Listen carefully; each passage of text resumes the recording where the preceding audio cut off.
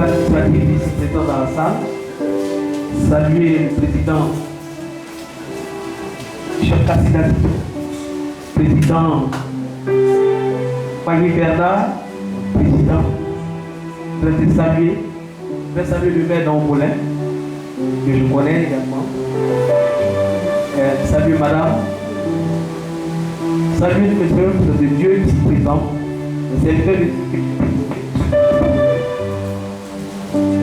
L'honneur m'est donné de prendre la parole et je voudrais vous inviter à prendre la Bible dans le livre d'Exode au chapitre 35. Oui, tu peux continuer à jouer en fond sonore si tu veux sur la gamme de choses. Steve. Exode 35, verset 5. Prenez sur ce qui vous appartient une offrande pour l'Éternel.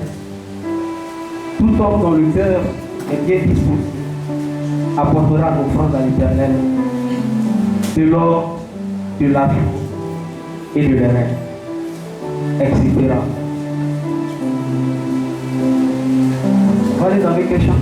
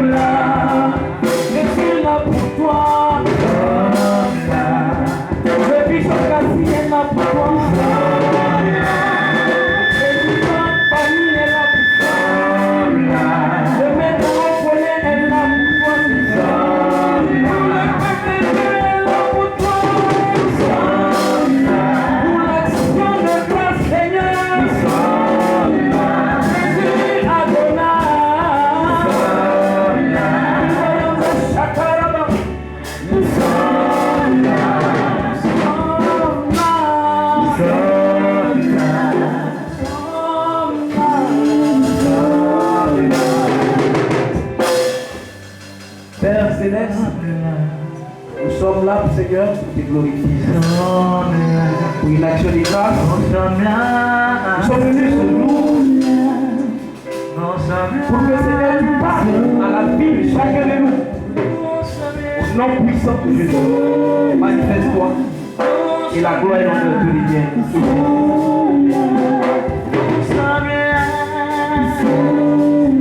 Amen. Prochainement, on va continuer longtemps parce que le temps est très avancé. Et je tiens compte de cela. Il dit, prenez sur ce qui vous appartient une offrande pour l'Éternel. Tout homme dont le cœur est bien disposé apportera en offrande à l'Éternel. Et il y a une énumération de ce qu'on va apporter pour la construction du tabernacle. Vous savez, lors de la bénédiction, lorsque le peuple de Dieu était en mouvement dans le désert, pour atteindre le lieu de la promesse, eh bien, avant la construction du temple, à Salomon, à Jérusalem, il y avait ce qu'on appelle le tabernacle. Le tabernacle était donc une forme de sanctuaire itinérant, dans lequel le peuple juif et hébreu rendait le culte à l'Éternel. C'est dans ce tabernacle-là existait dans le lieu très saint l'arche de l'alliance. Lorsqu'on regarde Hébreux chapitre 9, là dans lequel se trouvait la table de la loi, les vases qui contenaient la manne, la fête d'Aaron qui a fait. Et l'Éternel a donné donc des instructions fermes. Il a dit tout homme prendra quelque chose qui lui appartient et il viendra apporter cela en offrande à l'Éternel. Et tout homme qui a un cœur bien disposé. Vous savez, un cœur disposé, c'est un cœur qui est favorable à quelque chose. Le cœur peut ne pas être disposé, alors là, il était favorable à une sollicitation. Dans le cas d'espèce, et que Dieu demande un cœur bien disposé, c'est-à-dire un cœur favorable à la sollicitation, pour la construction de l'œuvre, pour l'avancement de l'œuvre. Et l'action de grâce qui nous réunit ce matin est une forme de sollicitation de faire le serviteur, donc l'Esprit de Dieu à travers la bouche de son serviteur Eliaï, afin que le Seigneur, à l'appel du Seigneur, nous puissions répondre à cette sollicitation. Donc l'Éternel dit, prenez ce qui vous appartient et venez apporter cela afin que nous puissions construire le tabernacle. Bien aimés, c'est sur cette base-là que nous allons nous appuyer afin de vous donner la parole de ce jour. Écoutez-moi bien. L'action de grâce est un acte de reconnaissance venant du cœur.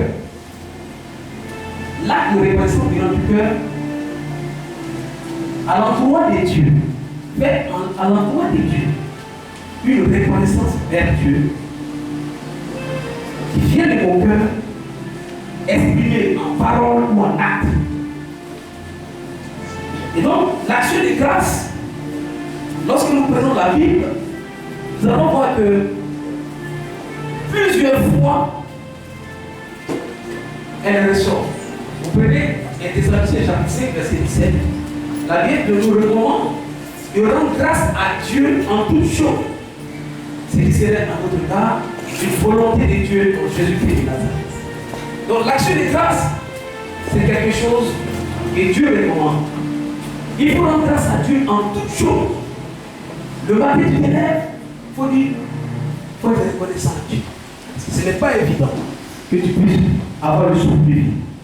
Quand tu as ta nourriture, rends grâce à Dieu. Quand tu te lèves et que tu es en bonne santé, il faut que tu aies un acte de reconnaissance à l'endroit de Dieu qui te permet de vivre et d'avoir de la santé. Car vous savez que c'est une denrée rare quand tu arrives à l'hôpital et que tu vois des personnes qui ne cherchent que la guérison par rapport à un mal fatigue dans les âmes.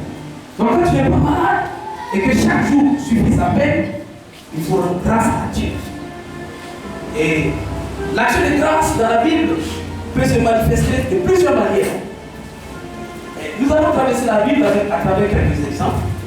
Parce que souvent, là où je vais vous emmener, c'est que vous devez comprendre que c'est un acte de foi. Quand tu fais l'acte de foi dans l'action de grâce, il y a des prières et des sollicitations que tu as adressées à Dieu qui ne peuvent s'accomplir que si tu ne fais pas l'action de grâce. C'est pourquoi Philippiens chapitre 4 nous dit, à partir du verset 6, que lorsque nous avons des besoins, nous devons nous adresser à Dieu à travers des prières et des supplications avec des actions de grâce. La condition de l'action de grâce alors devient donc comme une sorte d'impératif. C'est-à-dire, tu ne pourras pas avoir l'exaucement de quelque chose que tu attends depuis des années, depuis des prières et des jeûnes que tu fais, si tu ne poses pas un acte de foi, un acte d'action de grâce et de reconnaissance. Alors vous allez voir que l'action de grâce, c'était un acte de foi. Peut-être il y a longtemps tu as demandé ce bébé, il y a longtemps tu as demandé ce travail, peut-être il y a longtemps tu as demandé cette promotion, il y a longtemps il y a un moment tu demandes quelque chose à Dieu d'impératif pour le coup de ta destinée. C'est par l'action de grâce, un acte de foi, un acte par lequel je me dis que Dieu qui m'a toujours béni et qui m'a toujours soutenu dans ma vie est capable d'agir encore, il est capable d'ouvrir des portes pour moi. Alors je pose cet acte de reconnaissance à l'endroit de l'Éternel. Vous allez voir dans la Bible, il y a une action de grâce de David dans le livre de Juges chapitre 6. La Bible dit que non, j'ai pas compris. 1 Samuel chapitre 6. Les références sont importantes. Que David soit allé chercher l'arche de l'alliance. Et lorsqu'il portait l'alliance qu'il revenait en route, David était en train de danser. Donc il y a l'action de grâce par la danse. Vous savez c'est quoi? David, pendant qu'il dansait, il y a une de ses femmes qui s'appelle Michal qui lui a dit, mais David, toi tu es roi, et puis tu danses devant Dieu, devant tout le monde, devant ce peuple. La manière dont tu danses n'est pas convenable au titre et aux fonctions que tu occupes.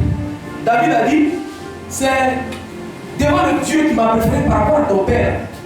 C'est devant lui que je danse, sinon je ne danse pas devant le peuple. Donc David avait une action de grâce.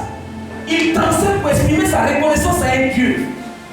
Aussi Mika savait que pendant que David était en train de danser, et je parle à toi, pendant que les gens font des actions de grâce par la foi, par la danse, parce que le problème que tu as, il te suffit de danser. Il te suffit seulement de danser comme David. Un matin pour reconnaître à Dieu que c'est lui qui est à la base de tout ce que tu es et de tout ce que tu es. Alors tu peux avoir la réponse à ta sollicitation, à ton adresse. David a dansé. Et la Bible dit quand il dansait, tout le monde voyait. Quand David fait un pas, on fait avancer l'arche.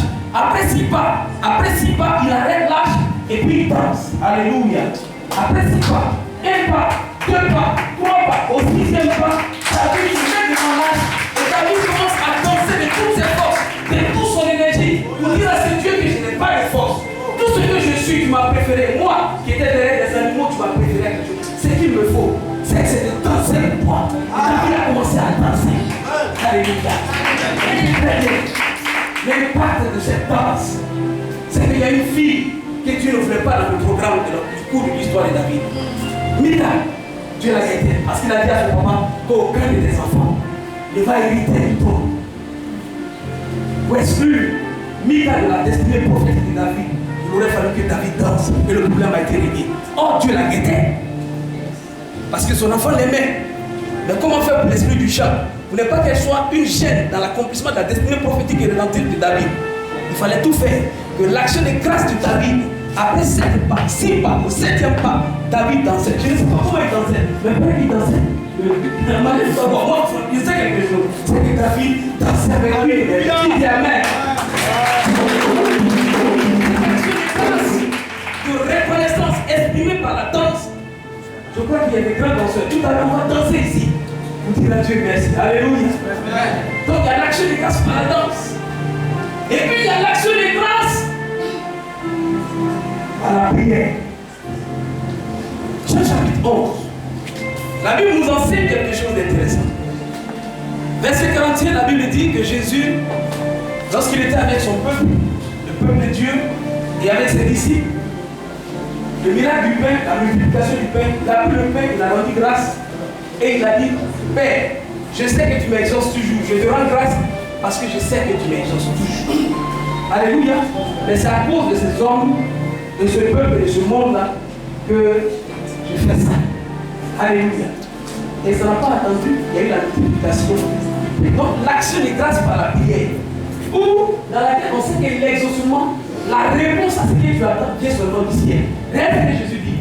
Il dit, je te rends grâce parce que je sais que tu m'as déjà exaucé. Il conjugue le verbe à l'imparfait et au passé. En fait, il y a des choses par lesquelles tu n'es pas encore possesseur. Mais l'action de grâce que tu poses, c'est de dire à Dieu, je sais que je possède déjà. Donc David anticipe, Jésus anticipe